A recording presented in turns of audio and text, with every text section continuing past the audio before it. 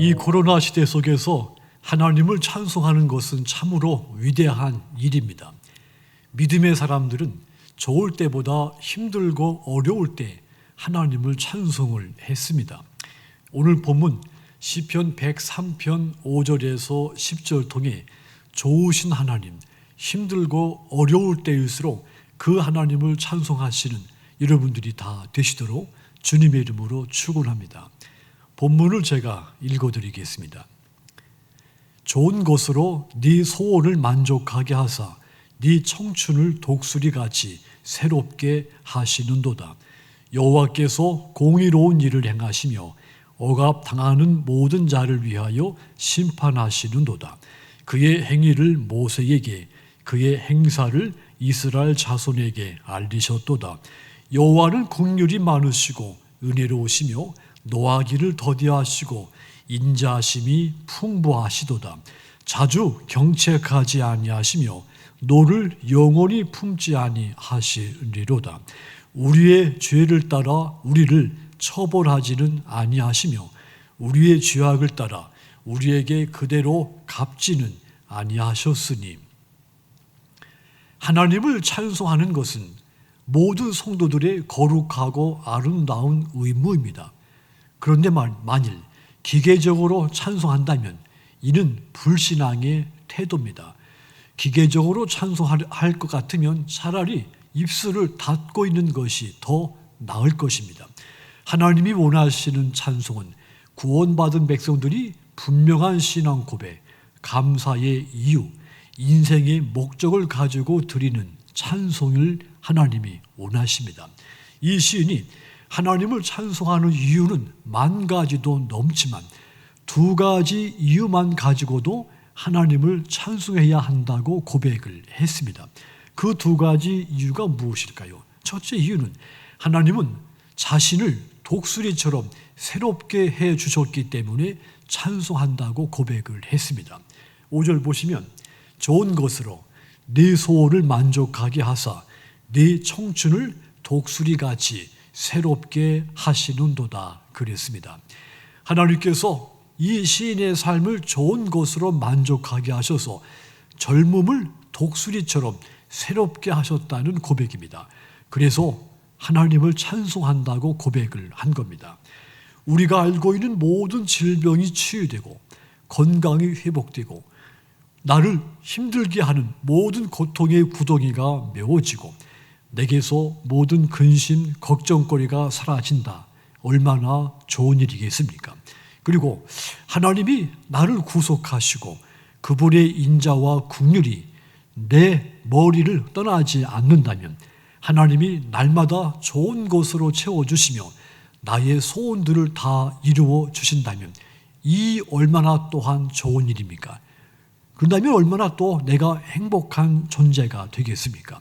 시인은 이러한 상태를 한마디로 독수리처럼 새롭게 하신 것이라고 표현을 한 겁니다. 근심, 고통에 짓눌려 땅에 엎드려져 있는 것이 아니라 모든 문제가 해결돼서 독수리처럼 하늘을 치솟아 오르는 신앙생활, 모든 성도라면 바라는 것이죠. 시인은 그러한 상태를 독수리의 비유를 독수리처럼 새롭게 한 것으로 비유를 한 겁니다. 하나님의 약속이 현실성이 없어서 사람들이 풍성한 삶을 누리지 못하고 느낄 때 그러한 사람들은 절망에 빠지게 됩니다. 하나님은 오직 독수리같이 새롭게 힘을 주시기를 원하시며 그 한 가지 이유만 가지고도 우리는 하나님을 찬송을 해야 하는 겁니다. 이 시인이 이렇듯 자신의 인생을, 자신의 일상의 모든 삶을 독수리처럼 새 힘을 주신 하나님, 그 하나님을 나는 찬송한다고 고백을 한 것입니다. 그 하나님을 저와 여러분도 찬송하시기를 부탁을 드립니다. 두 번째로 이 시인이 하나님을 찬송하는 이유도 있습니다. 내 죄를 용서하셨기 때문에 하나님을 찬송한다고 했습니다. 10절 보시면 우리의 죄를 따라 우리를 처벌하지는 아니하시며 우리의 죄악을 따라 우리에게 그대로 갚지는 아니하셨으니. 하나님께서 우리의 죄에 따라 처벌하지 않고 우리의 잘못을 그대로 갚지 않으셨다 그랬습니다. 우리가 지은 모든 죄를 용서를 하신 겁니다. 그래서 이 시인이 나의 하나님을 찬송을 한 겁니다.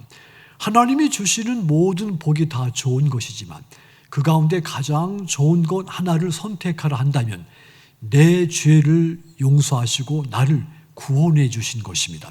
이 복은 무엇보다도 비교할 수 없는 큰 복입니다. 모든 죄는 필연적으로 격리를 가져오죠. 사람들이 죄를 지으면 그 죄로 피해를 입은 사람들과 그 사이가 멀어지게 됩니다. 피해가 회복되더라도 당사자 사이 관계가 회복되는 것은 쉽지 않은 일이죠. 이렇게 죄는 하나님과 우리의 관계도 깨트려 멀어지게 만듭니다.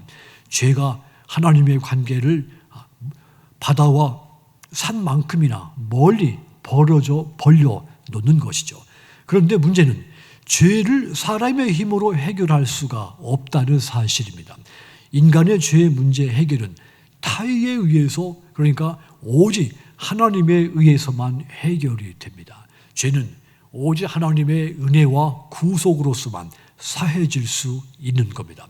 하나님은 긍휼이 많은 분이어서 우리의 죄를 오래 참으시고 그대로 갚지 않으시고 동이 서에서 먼 것까지 우리 죄를 용서를 하십니다.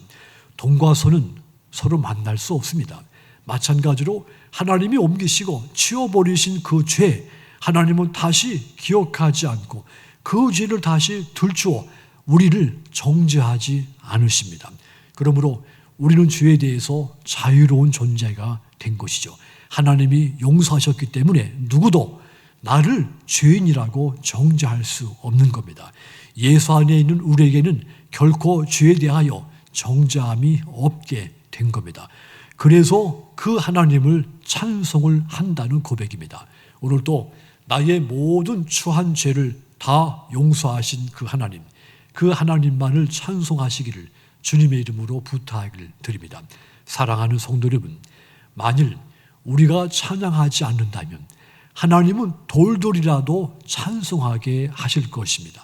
하나님이 성도들의 찬양을 가장 기뻐하시는 이유, 성도들이 구원받은 존재들이기 때문입니다. 구원의 감격으로 부르는 이 찬송을 하나님은 가장 기뻐하십니다. 우리를 새롭게 하시고 죄를 용서하시는 이 하나님의 은혜에 감사하며 가장 거룩하고 아름다운 찬송을 날마다 올려드리시는 여러분들이 다 되시기를 주님의 이름으로 축원합니다.